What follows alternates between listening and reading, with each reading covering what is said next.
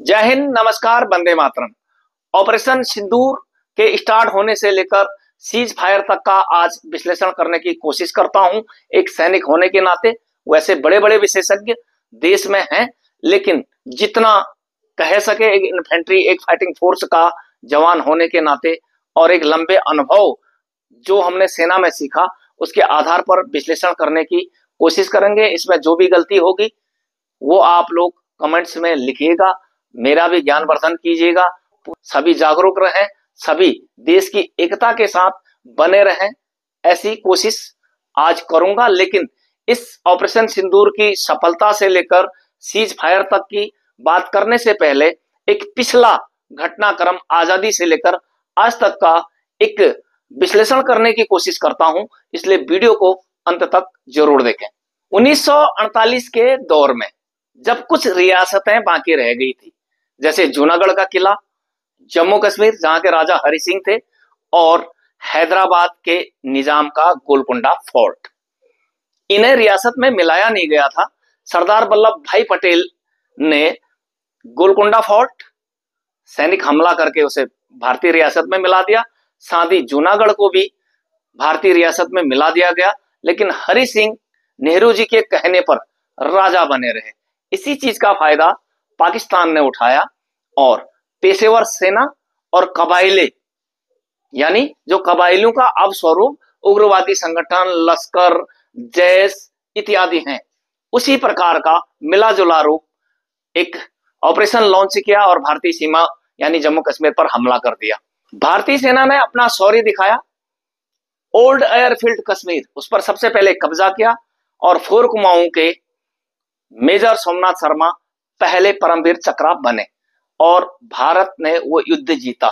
यानी सेना ने, कहने का मतलब 19 आजादी के दौर या उससे पहले के ब्रिटिश अधीन से लेकर आज तक हमेशा नंबर 1 काम किया, जोश जज्बा, और हमेशा जीती है।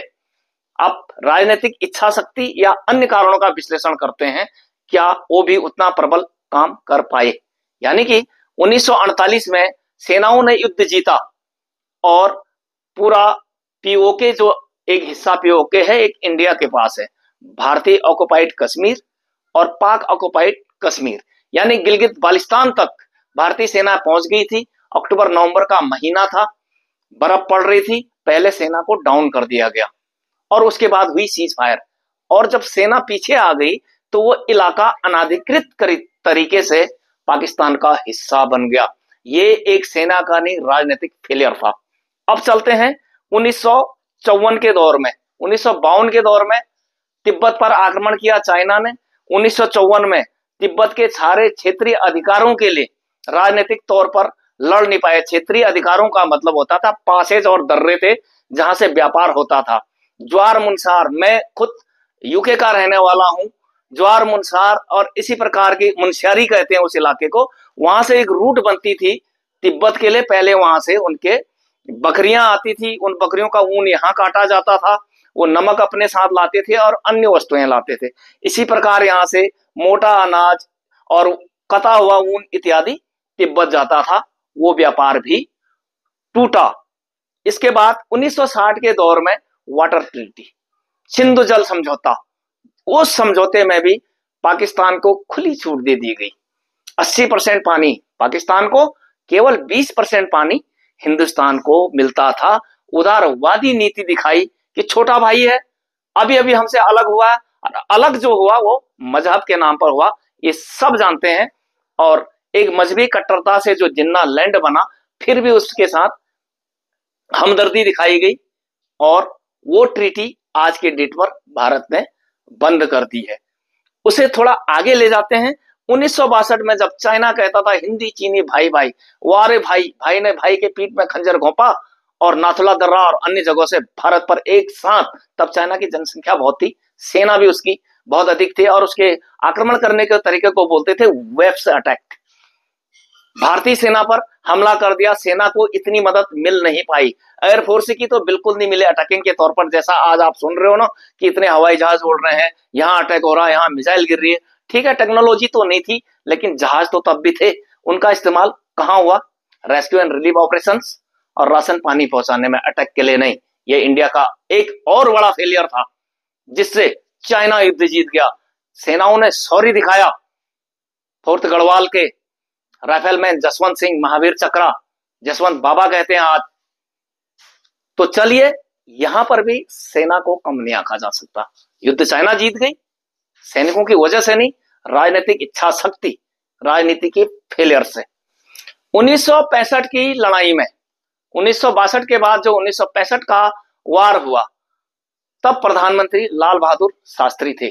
लेकिन वहां पर भी एक बड़ा फेलियर इंडिया का रहा, राजनीतिक फेलियर, हाजी पीर पास, जो कि पुंछ यानी पीर पंजाल की पहाड़ियों से पुंछ को जोड़ते हुए, जिसे हम पाक ऑक्युपाइड कश्मीर कहते हैं, उस तरफ को जाता है मार्ग। और भारत विभाजन से पहले ये एक मुख्य द्वार था जो बारामूला की तरफ खुलता था, जिसे 12 मूल भी कहते हैं। और कश्मीर घाटी इससे आइसोलेटेड हो गई। जीता हुआ पीर पंजाल, आज सड़क अगर रजौरी से पुंछ की तरफ से होती तो 4 घंटे में पहुंच सकते थे। जवाहर टनल एक लंबा रास्ता है। जो क्षेत्र आइसोलेटेड हो जाता है उसकी सभ्यता, संस्कृति और देश की मुख्य धारा से जोड़ना एक भौगोलिक टैक्टिकल कारण भी होता है। जो समस्या आप समझ गए होंगे कि उग्रवाद आखिर क्यों है। हाजी पीर पास की एक और विशेषता बता दूं, लगभग अल्टीट्यूड एरिया के बराबर है, यानी 9000 फीट से अल्टीट्यूड एरिया शुरुआत होती है, तो 8652 फीट लगभग ये है, यानी कि 2640-42 मीटर समुद्र की सतह से ऊंचा। और ये एक लॉन्चिंग पैड का काम करता है जहां से लगातार इन्फिल्ट्रेशन भारत में होती है। यानी 1965 के दौर में जीता हुआ हाजी पीर पास यदि पाकिस्तान को गिफ्ट नहीं करते तो आज कश्मीर समस्या शायद खत्म हो चुकी होती। जैसा कह रहा हूं कि रजौरी की तरफ से सड़क जाती हाजी पीर पास दर्रे होते हुए, जो दर्रा जुड़ता है बारामूला को, जिसे बारामूला को दोबारा बता रहा हूं, उसे पुराने जमाने में जब विभाजन नहीं हुआ था भारत का, उसको कश्मीर का द्वार भी कहते थे। ये भी एक बड़ा फेलियर था। प्रधानमंत्री अलग खोया ताशकंद समझौते में, लेकिन सेनाओं का पराक्रम देखिए, जिसे आज तक ले नहीं पाए, वो 1965 में जीत चुके थे। जबकि टेक्निकली यानी हथियार, अम्युनिशन, रुपया, पैसा में इंडिया इतना ऊपर नहीं उठा था, क्योंकि अभी अभी 1962 में युद्ध लड़ा था। युद्ध किसी भी देश को कम से कम 10 साल पीछे ले जाता है। चलिए बात करते हैं 1971 के युद्ध की, जब पाकिस्तान का विभाजन हो गया, पूर्वी पाकिस्तान बांग्लादेश बन गया और 93,000 फौज कैद भी हुई, उन्हें भी बाइज्जत वापस कर दिया गया। और शिमला समझौता भी होता 1972 में, 53-54 कैदी वापस नहीं ले पाए, 93,000 फौज छोड़ दी जाती है। और जो पाक ऑक्युपाइड कश्मीर जो अनाधिकृत तरीके से 1948 के कबायली युद्ध में पाकिस्तान के पास चला गया था, क्या वो आज हमारा हिस्सा है? नहीं। तो फिर ये फेलियर क्या सेना का है? सेना का पराक्रम हर बार आप देखोगे सेना जीतती आई है। हाँ, 1971 से यदि आप 1990 का दौर अगर देखते हैं, वहां पर पाकिस्तान लगभग 10 साल चुपचाप रहा, लेकिन जिहादी तैयारी करते रहा। उस जिहाद की फैक्ट्री से निकले हुए लोगों ने कश्मीर के लोगों का ब्रेन वॉश इस प्रकार से किया, 1990 के दौर में 5 लाख कश्मीरियों को कश्मीर छोड़ना पड़ा, वो भी इस कॉल के साथ कि आप अपने घरों को छोड़कर कश्मीर छोड़कर चले जाएं, अपने बीबी बच्चे हमारे लिए छोड़ दें, अपनी जवान लड़कियों को यहां छोड़ दें। ऐसी कॉल उस समय थी, लेकिन इंडिया ने उस वक्त ही अटैक कर देना चाहिए था। आज ऑपरेशन सिंदूर की जब धमकी दी, कम से कम लिमिटेड जोन ही सही, आगे बात करेंगे उस पर, हमले तो किए, लेकिन तब भारत सरकार चुपचाप रही, सेना को कोई आदेश नहीं दिया, तब भी ऑपरेशन लॉन्च करना चाहिए था। 1999 के दौर में एक लिमिटेड वारफेयर, लिमिटेड जोन वार, यानी कारगिल और उसके क्षेत्रों में जब उसने शिमला समझौते का पाकिस्तान ने फिर उल्लंघन किया, सर्दियों में पोस्टें डाउन होती थी।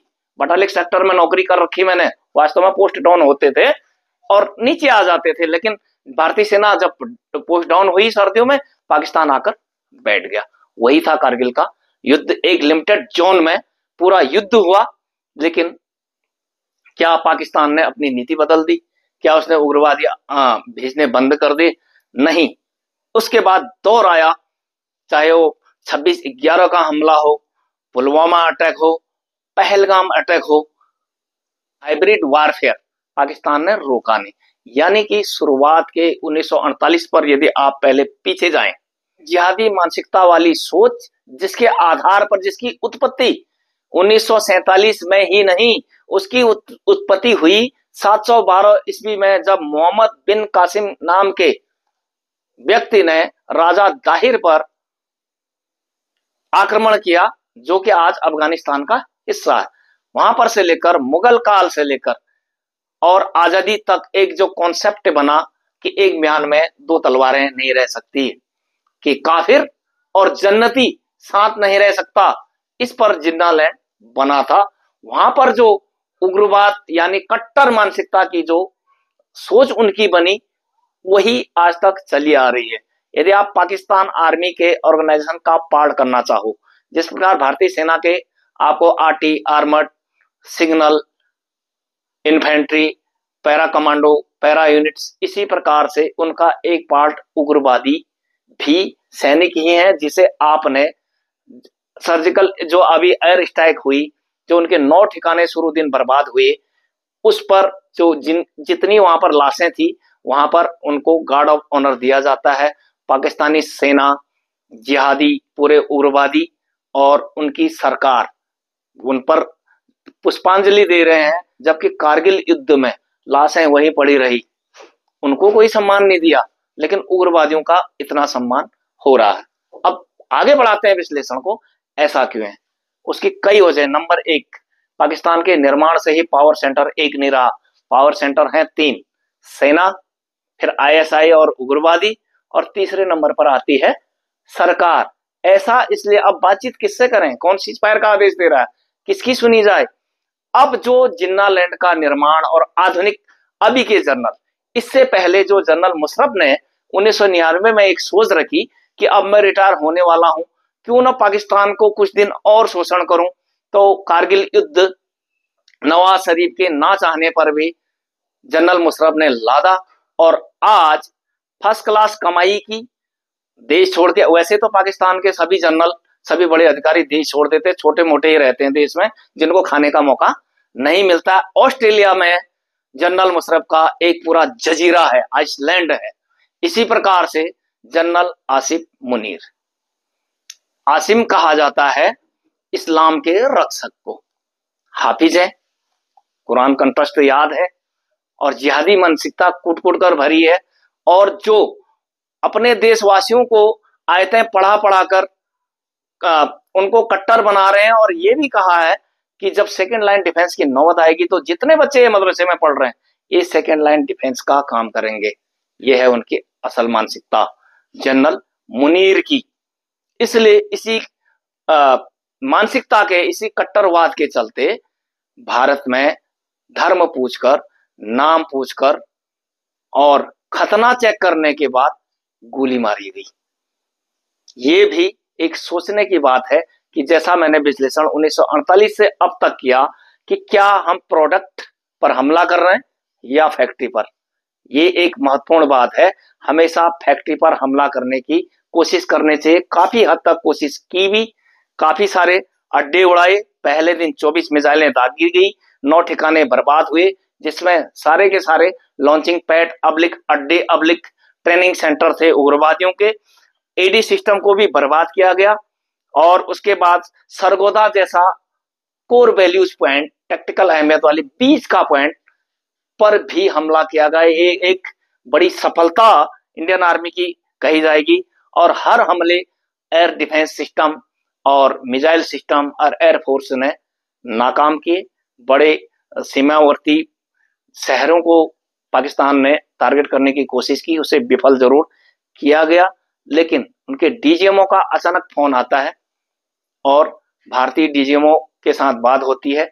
सीज फायर की घोषणा होती है, वो भी तब जब ट्रंप ने बयान दिया, अमेरिकी राष्ट्रपति ने, और उस बीच आईएमएफ द्वारा पाकिस्तान को लोन भी दे दिया जाता है कि चलो लोन ले लो, लड़ाई बंद करो, इससे नुकसान बहुत है। ऐसा हो सकता है। उसके कुछ देर बाद ही चाइना के बयान आते हैं कि हम तो पाकिस्तान के साथ हैं। तो अभी जैसा मेरा विश्लेषण है, सीज फायर तो हो, लेकिन 72 घंटे और न चाया जाता, तेल पेट्रोल राशन सब खत्म हो रहा था उसका, और कई बरस पीछे जाता और कई सालों तक, जिस प्रकार 1971 की मैं बात कर रहा हूं, अगले 10 साल तक सर नहीं उठा सका, अगले 50 साल तक हिमाकत नहीं करता ऐसी। लेकिन चलिए, देश का निर्णय है, बड़े विशेषज्ञ हैं, देश सबसे ऊपर होता है। क्या पता यूक्रेन की तरह युद्ध में धकेले रहने की चाइना की चाल हो कि मैं हथियार दे दूंगा, सब कुछ लॉजिस्टिक उपलब्ध कराऊंगा, जैसा यूक्रेन को नेटो करवा रही। आज लगभग 2 साल होने वाले हैं। एक छोटा सा देश जो 7 दिन में युद्ध खत्म होना था, अब तक चला आ रहा। कहीं ऐसा ना हो सकता है ये समझदारी हो। लेकिन जो भारत ने वाटर ट्रीटी बंद कर दी है और किसी भी उग्रवादी हमले को वह वार मानेगा, ये बिल्कुल सही नीति है। सेनाओं को जो फ्री हैंड दे दिया गया है वो भी एकदम सही नीति है, और आइंदा एक गोली भी चले तो प्रहार गोले का होना चाहिए। तो भारतीय सेना के शौर्य और पराक्रम की जो मैं बात कह रहा था, वो तो हमेशा से उत्तम रही है।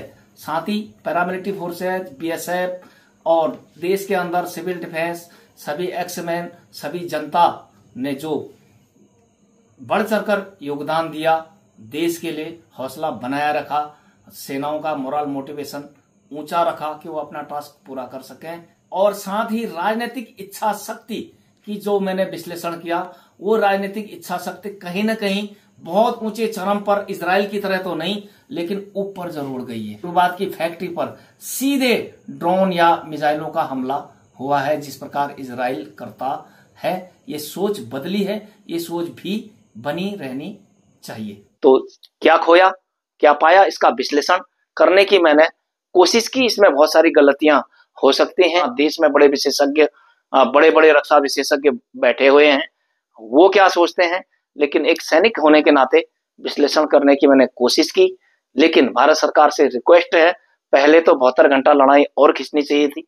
अगर नहीं भी खींची, सीज फायर हो गया है, तो हर समय लड़ाई के लिए तैयार रहें। ये कभी मानेगा नहीं, क्योंकि मानसिकता में जिसका जिहाद भरा हो, जिसे ये विश्वास हो कि हमारे समर्थन वाले इस देश में बहुत हैं, सह देना। क्योंकि जब घर कमजोर होता ना, बाहर के भेदी को पूरा मौका मिलता है। जैसे 2 बार हारने के बाद मोहम्मद गौरी फिर आया, क्योंकि जयचंद यहां मौजूद थे। ऐसी मानसिकता के लोग अभी भी हैं।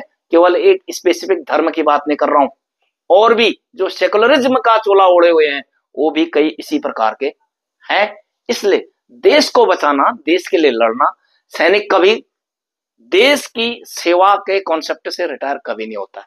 उम्र से, प्रोफेशन से रिटायर हो सकता है। इसलिए देशवासियों से अपील है, सरकार से अपील है कि कभी भी ऐसे देश पर भरोसा ना करें। जितने भी प्रतिबंध लगा रखे हैं, ट्रेड संबंधी हो, वाटर ट्रीटी संबंधी हो, और सेनाओं के एक्शन संबंधी, फुल छूट बनी रहनी चाहिए कि अब कभी ऐसा मौका दिया तो वो अंतिम मौका होना चाहिए। ना रहे बांस, ना बजे बांसुरी।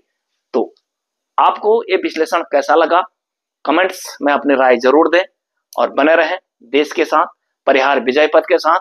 जय हिंद, नमस्कार, वंदे मातरम।